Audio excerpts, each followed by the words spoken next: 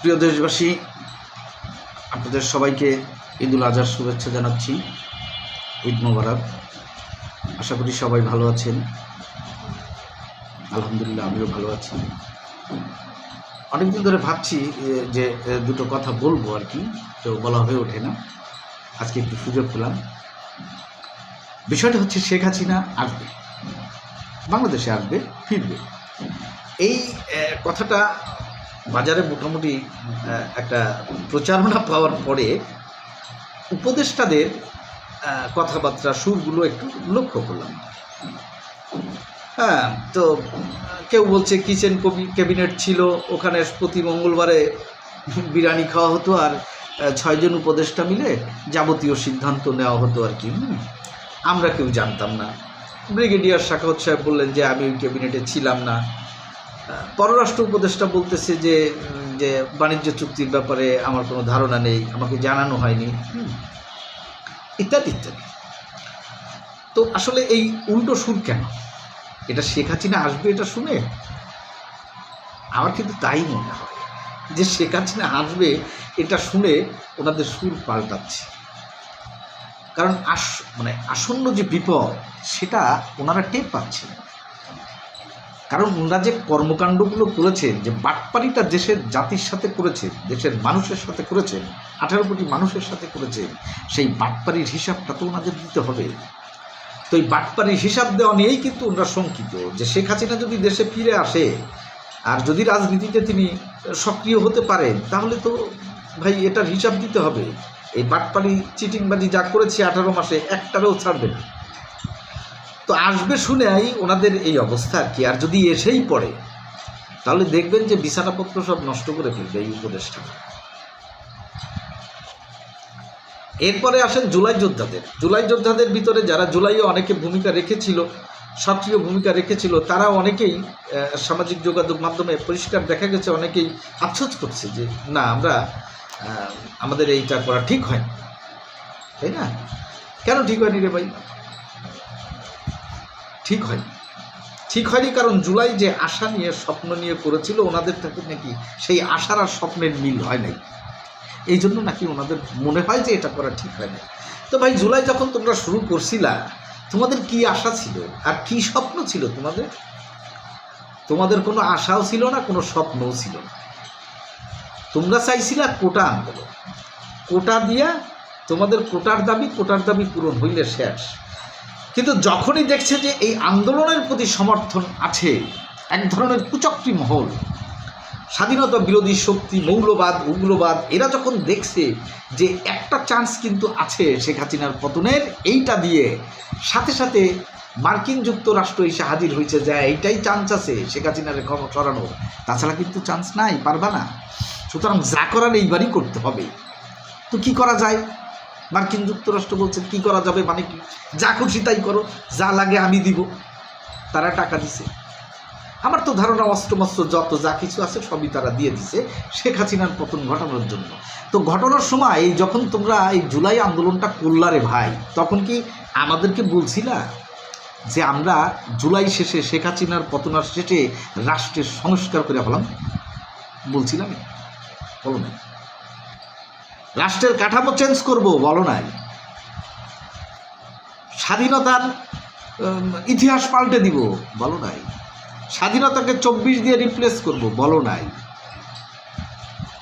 জাতীয় পতাকা পরিবর্তন করে ফেলবো, জাতীয় সঙ্গীত থাকবে না, মুক্তিযুদ্ধ না, প্রতিরোধ যুদ্ধ।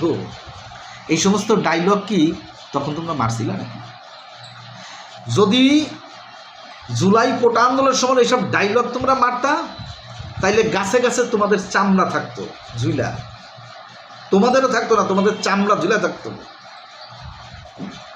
তোমরা 5ই আগস্টের পরে মুক্তিযুদ্ধ নিয়ে যা করেছো, সেটা যদি আগে সামান্যতম যদি এই জাতি জানতে পারতো তোমাদের মনের ভিতরে কি আছে, এই স্বাধীনতা বিরোধীদের মনের ভিতরে কি আছে, ষড়যন্ত্রকারীদের মনের ভিতরে কি আছে, সেটা যদি কেউ জানতে পারতো, তাহলে তোমাদের ওই জুলাই করতে হইতো না। বললাম না, গাছে গাছে ছাল চামড়া ঝুলতো। এটাই বাস্তবতা বাংলাদেশের। যাই হোক, আমি জুলাই নিয়ে বরাবরই আগেও বলেছি, এখনও বলছি, আমি 3টা প্রশ্ন করতে চাই। স্নাইপার রাইফেল, সাখাওয়াত সাহেব যখন বললেন স্বরাষ্ট্র উপদেষ্টা যে স্নাইপার রাইফেল দিয়ে ছাত্রদেরকে গুলি করে হত্যা করা হয়েছে, কিন্তু এই স্নাইপার রাইফেল আমাদের পুলিশ ডিপার্টমেন্ট ব্যবহার করে না। পুলিশ সদর দপ্তর থেকেও বারবার বলা হয়েছে আমরা রাবার বুলেট ইউজ করেছি, রাবার বুলেটের মানুষ মরে না। এখন আমার প্রশ্ন হচ্ছে, পুলিশ সদর দপ্তরের বক্তব্য বাদ দিলাম, আপনার যে স্বরাষ্ট্র উপদেষ্টা ব্রিগেডিয়ার সাখাওয়াত সাহেব যে স্নাইপার রাইফেলের কথা বলেছে সেটিকে কেন তদন্ত করা হলো না? যে এই স্নাইপার রাইফেলধারী কারা, যাদেরকে আমাদের দেশের মতো দেখা যায় না, মানুষের মতো দেখা যায় না, যাদের ভাষা আমাদের দেশের মতো দেখা যায় না, মানুষ না, তাহলে স্নাইপার রাইফেল কারা? এটা ইন্ডিয়ান আর্মি স্নাইপার ইউনিট আসছিল, হ্যাঁ তাহলে তদন্ত করেন। ISI থেকে এই ইউনিট আসছিল, তদন্ত করেন। নাকি CIA থেকে আসছিল? কারা এই স্নাইপার রাইফেলধারীরা? এই প্রশ্নের জবাব আজ পর্যন্ত দেননি কেন জাতির কাছে? কেন দেননি? কেন ওপেন করলেন না যে স্নাইপার রাইফেলধারী কারা? আমরা দেখতে চাই তারা কারা। তারা কি তারা কি ISI না তারা CIA? আমরা দেখব, আমরা দেখতে চাই। আপনি কেন সেটা দেখালেন না? কেন দেখালেন না? মানে আপনি এটা করেছেন, নাইলে দেখাননি কেন? তদন্ত কেন করলেন? দ্বিতীয় কথা হচ্ছে, ডোনাল্ড ট্রাম্প ক্ষমতায় আসার পর যখন বললেন যে 29 বিলিয়ন টাকা উনি দিয়েছেন বাংলাদেশে, বিলিয়ন টাকা দিয়েছেন বাংলাদেশে, জো বাইডেন প্রশাসন দিয়েছেন, উনি এটা ওপেন করলেন না কেন? আপনারা এটাকে অপোজ করলেন না কেন? মার্কিন প্রেসিডেন্ট বলেছে, আপনারা অপোজ করলেন না। না আমরা টাকা পাইনি, এখন তো একবারও কেউ বলেন। তাহলে টাকাটা কার কাছে এসছে, কোথায় খরচ করেছে? শেখ হাসিনার বিরুদ্ধে টোকাইদেরকে নামানোর জন্য ভাড়া করেছিলেন? কিভাবে টাকাগুলো খরচ করেছেন সেটা বলেননি কেন? কি করেছেন এই টাকা দিয়ে? দেখুন, 5ই আগস্টের পরে অনেক কিছু স্পষ্ট হয়ে গিয়েছে।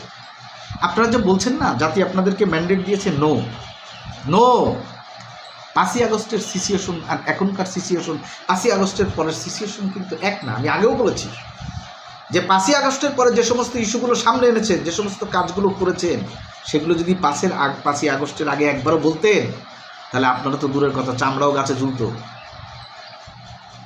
এখন ক্ষমতা পেয়ে গেছেন, মার্কিন যুক্তরাষ্ট্রের আশীর্বাদ আছে, নিজেদেরকে অনেক কিছু মনে করতেছেন, এখনো নিজেদেরকে অনেক কিছু ভাবছেন, অনেক কিছু না। জনমত দেখেছেন, নির্বাচন কি নির্বাচন দিয়েছেন সেটা তো আমরা দেখেছি। এই নির্বাচনে জিতে মেসি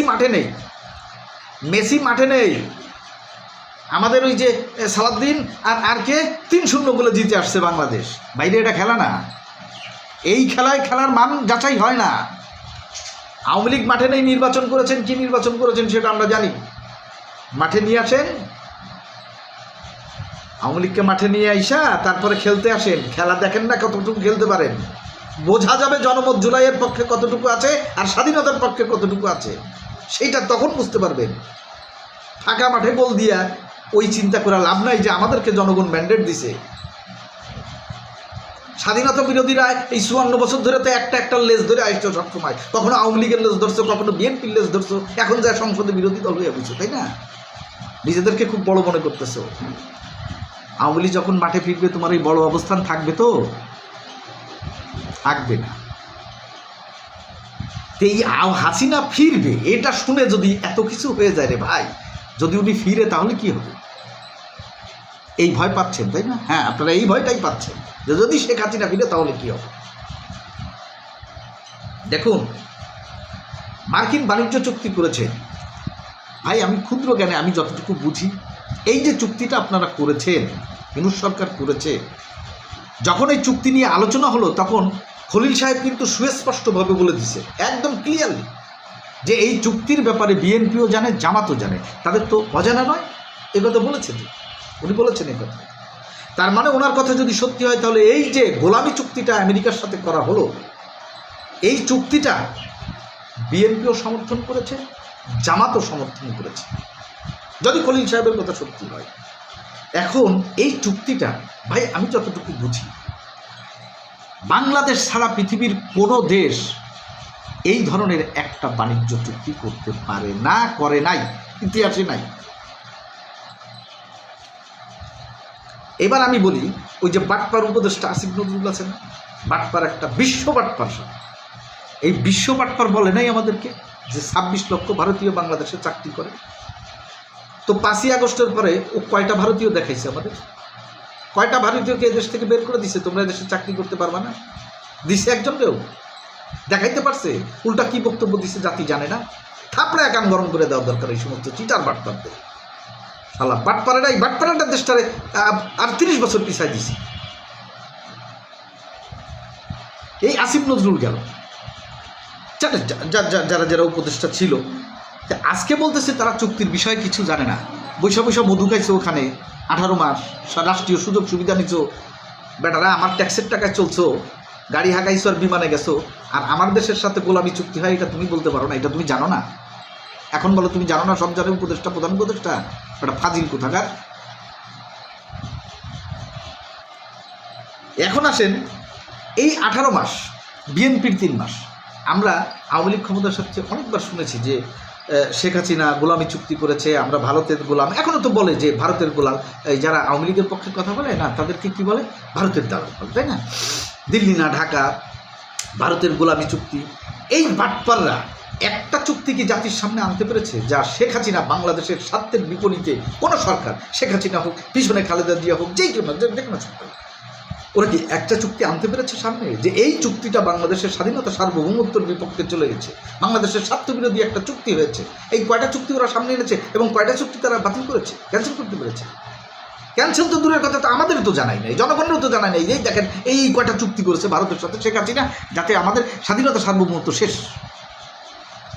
শালারা ভারত বিরোধী ট্যাবলেট বেছে আর আমরা বোকা জনগণ সেইটা খাই। বছরে $33 বিলিয়ন কৃষি পণ্য আপনি আমেরিকা থেকে আনবেন, কীভাবে আনবেন? তাহলে আমার দেশের চাল কী হবে, আমার দেশের ডিম কী হবে, আমার দেশের হাঁস কী হবে, আমার দেশের মুরগি কী হবে? পুরো দেশটাকেই একটা গোলাম বানায় দিচ্ছে মার্কিন যুক্তরাষ্ট্রে। এই ব্যাপার নিয়ে একটা কথা বলছে এই শালা স্বাধীনতা বিরোধী বাটপার মোল্লারা? একটা কথা বলছে যে কেন? আরে বাবারে, সার্বভৌমত্ব মানে কি? সার্বভৌমত্ব তো সব দেশের ক্ষেত্রে।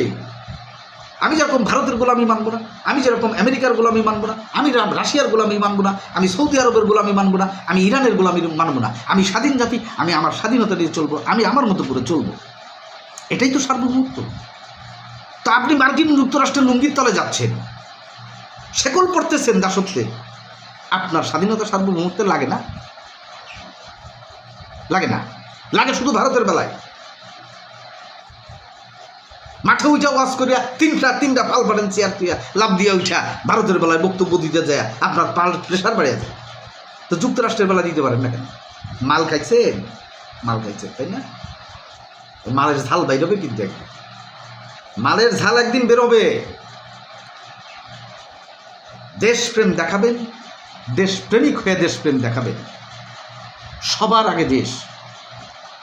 আওয়ামী লীগ বুঝি না, জামাত বুঝি না, বিএনপি বুঝি না, জাতীয় পার্টি বুঝি না। যেই দল দেশের বিরুদ্ধে যাবে, যেই দল দেশের বিরুদ্ধে কাজ করবে, সেই দলকে বয়কট করবেন, সেই দলের বিপক্ষে দাঁড়াবেন। সেটাই তো আপনার আসল দেশপ্রেমিকের পরিচয়। কিন্তু আপনি দেখেন না, অন্য কোনো কিছু দেখবেন না, আপনি সারাদিন 24 ঘন্টা ভারত দেখবেন। আর ভারত আওয়ামী লীগকে ভারতের দোসর বানায় দিবেন, আর নিজেরা তো দেশ বিক্রি করে বসে আছেন, তার কোনো খেয়াল নাই। হ্যাঁ মিয়ারা, একটা কথা বলেন দেখি, এই যে 17টা বছর গেল, এই স্বাধীনতার 54টা বছরের ভিতরে বাংলাদেশ সামরিক বাহিনীকে, বাংলাদেশ সশস্ত্র বাহিনীকে, বিমান বাহিনী, স্থলবাহিনী, নৌবাহিনী, এই 3টা বাহিনীকে ত্রিমাত্রিক এবং আধুনিক করে তুলছে কে? কোন সরকার সবচেয়ে বেশি অবদান রেখেছে? বলেন কোন সরকার? পরিসংখ্যান আনেন, দেখেন তো। এই বিগত আওয়ামী লীগ সরকার কিন্তু এখানে যথেষ্ট সফলতা দেখিয়েছে। 3 বাহিনীকে আধুনিকায়ন করার যথেষ্ট ভূমিকা আছে আওয়ামী লীগ সরকারের, আপনি সেটা চোখে দেখেন না। এই ভারতীয় বাহিনীর বিরুদ্ধেই তো আমার বাহিনী যুদ্ধ করবে, তা সেখানে আধুনিকায়ন যদি শেখ হাসিনা যদি ভারতের দালাল হয়ে থাকে, তুমি ধ্বংস করে দেওয়ার কথা। এটা আধুনিকায়ন করবে কেন? কি দরকার ছিল সাবমেরিন ঘাঁটি বসানোর শেখ হাসিনা? বাইরে সমালোচনা করবেন, যুক্তিসঙ্গত সমালোচনা করবেন। দেশপ্রেম যখন দেখাবেন তখন দেশপ্রেমই দেখাবেন। সামনে শুধু দেশপ্রেমই থাকবে, কোনো দল থাকবে না। আমার নিজের দল, আপনার দল, আরেকজনের দল, যে কোনো দল যদি ভুল করে সাথে সাথে সেটার বিরোধিতা করতে হবে। না, এটা আমার দেশের বিরুদ্ধে, আমি তোমাকে সমর্থন করবো না। করেছেন? ইউনূস সাহেব যে বাণিজ্য চুক্তি করেছে, বাংলার ইতিহাসে এরকম একটা বাণিজ্য জঘন্য চুক্তি কোনো রাষ্ট্র, কোনো সরকার করেছে? শেখ মুজিব থেকে শুরু করে একটা আওয়াজ তুলেছেন, একটা কথা বলেছেন কেউ? বরং সেই চুক্তিতে আপনারা সমর্থন দিয়েছেন। কেন দিয়েছেন আমি বলি। দিয়েছেন ক্ষমতায় টিকে থাকার জন্য, আওয়ামী লীগকে দূরে সরে রাখার জন্য। কারণ যদি আওয়ামী লীগ কখনো চলে আসে, শেখ হাসিনা চলে আসে, সকল জারিজুরি ফাঁস হয়ে যাবে এবং কী ধরনের শাস্তির মুখোমুখি হতে হবে এইটা ভেবে আপনারা ঘুমাইতে পারেন না। বাইরের দেশ লাগলে বিক্রি করে দাও, কিন্তু জীবন বাঁচাও, তাই না? এই পলিসি তো, হ্যাঁ, আপনারা এই পলিসিতেই আসছেন। তা না হলে এই যুক্তরাষ্ট্রের চুক্তির ব্যাপারে অবশ্যই আপনারা আমাদেরকে জানাতেন, জনগণকে জানাতেন যে দেখুন সরকার এই ধরনের একটা চুক্তি করতে যাচ্ছে যা দেশের স্বাধীনতা সার্বভৌমত্বের বিপক্ষে চলে যাবে। এটা আমাদের জন্য ক্ষতিকারক, আমাদের দেশের জন্য ক্ষতিকারক। রাষ্ট্রপ্রধান ইউনূস সাহেব সাথে বাটপার ইউনূস এই দেশটাকে এইভাবে ট্র্যাকে নিয়ে যাচ্ছে, আমাদেরকে বিপদে ফেলে দিচ্ছে। পরবর্তী সরকার আসলে ও তো বিএনপি সরকারের জন্য একটা বিস্ফোরণ রেখে গেছে। আপনি দেখেন, তারেক জিয়া ক্ষমতায় বসতে না বসতে 15-20 দিনের মাথায় ডোনাল্ড ট্রাম্প চিঠি লিখেছে তারেক রহমান সাহেবের কাছে, মাননীয় প্রধানমন্ত্রীর কাছে। কি লিখেছে? যে মাননীয় প্রধানমন্ত্রী, আপনার মেয়াদ পূর্ণ করার জন্য হলেও আপনি চুক্তিগুলো বাস্তবায়ন করুন। মানে কি? মানে হচ্ছে এই চুক্তি যদি আপনি বাস্তবায়ন না করেন তাহলে আপনি ক্ষমতায় থাকতে পারবেন। প্রকাশ্য হুমকি তারেক রহমানকে আমেরিকা। এগুলো কী রে ভাই? কই তারেক রহমান তো পাল্টা জবাব দিল না একটা, যে আপনি এই ধরনের বক্তব্য কীভাবে দিলেন। তারেক রহমান আগে জনসভায় বলছে না সবার আগে দেশ, সবার আগে দেশ। আমি মাননীয় প্রধানমন্ত্রীকে সেটাই বলবো যে সবার আগে দেশ। মাননীয় প্রধানমন্ত্রী, সবার আগে দেশ। আমার যদি ভারতের সাথে সুসম্পর্ক ভালো রাখলে দেশের ভালো হয়, রাখতে হবে। আমার যদি আমেরিকার সাথে রাখলে ভালো হয়, রাখতে হবে। আমার যদি চীনের সাথে রাখতে ভালো হয়, রাখতে হবে। সবার আগে দেশ। কিন্তু আমরা যেন এক গোলামী রাষ্ট্রে পরিণত না হয়ে যাই। যুক্তরাষ্ট্রে যে চুক্তিগুলো করেছে আপনি ভালোই জানেন। এই চুক্তি থেকে বের হয়ে আসা আপনার জন্য কতটা কঠিন সেটাও আমরা জানি। ইন্টারন্যাশনাল পলিটিক্সে এখান থেকে বের হয়ে আসা অনেক কঠিন। কিন্তু সাপ মারতে গিয়ে আমি সিংহ ডেকে না, ভারতের ভয়ে তথস্থ হয়ে আমি যদি আমেরিকাকে দাওয়াত দিয়ে আনি, আমি যদি চীনকে দাওয়াত দিয়ে আনি, তাদের আঁচলের নিচে লুকাই, তাহলে কিন্তু আমি আরও বড় বিপদে পড়ব। আমাদেরকে এটা মাথায় রাখতে হবে। আমাদের সেই স্বাধীনতার পরবর্তী থেকে একটা ইন্টারন্যাশনাল পলিসি আছে, যে পলিটিক্স হচ্ছে সবার সাথে বন্ধুত্ব, কারোর সাথে শত্রুতা নয়। আমার মনে হয় বাংলাদেশ এই স্ট্র্যাটেজিতে চললেই সবচেয়ে ভালো করে এগিয়ে যেতে পারবে। তা না হলে সামনে সমূহ বিপদ অপেক্ষা করছে। সবশেষে একটা কথা বলি, যারা জুলাই জুলাই করে চেঁচান না, তাদেরকে বলি জুলাই নিয়ে অনেক অমীমাংসিত প্রশ্ন রয়ে গেছে ভাই। এই সমস্ত প্রশ্নের উত্তর আপনাদেরকে দিতে হবে। মুক্তিযুদ্ধ জাদুঘরের এগেনস্টে গণভবন ভেঙে জুলাই জাদুঘর করেছেন না, কি আছে ওখানে? 100 একর জায়গা নিয়ে জুলাই জাদুঘর করেছেন। এরকম হাজারটা জাদুঘর করলেও মুক্তিযুদ্ধকে রিপ্লেস করতে পারবেন না। মুক্তিযুদ্ধ ওটাকে রিপ্লেস করা যাবে না। এই রাজাকার এবং রাজাকার শাবকরা যদি মনে করে থাকে যে 24 দিয়ে আমি 71কে রিপ্লেস করব, আরে বাবারে, তুমি বুকার স্বর্গে বাস করছো। 71 স্বতন্ত্র, 71 তোমার জন্মের শিকড়। এটাকে কোনো কিছু দিয়ে রিপ্লেস করা যায় না, কোনো কিছু দিয়ে না রিপ্লেস করা যায় না। 71কে যেমন রিপ্লেস করতে পারবে না, বঙ্গবন্ধুকেও রিপ্লেস করতে পারবে না। খামাকা সময় নষ্ট করে নিজের শক্তি অপচয় করো না, আর অর্থ অপচয় করো না।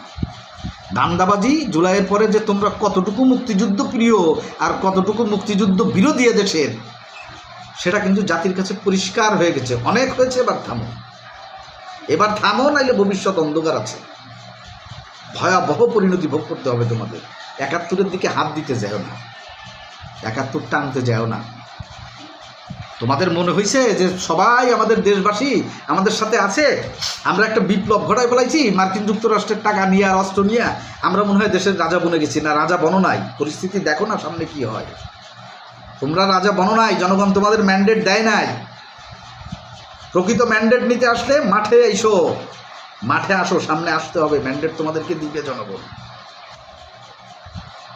ম্যান্ডেট দিবে। ওই যে একটু আগে বললাম না, মেসি নাই মাঠে, বাংলাদেশ 6 গোলে জিতে আসছে, এটা কি খেলা নাকি রে ভাই?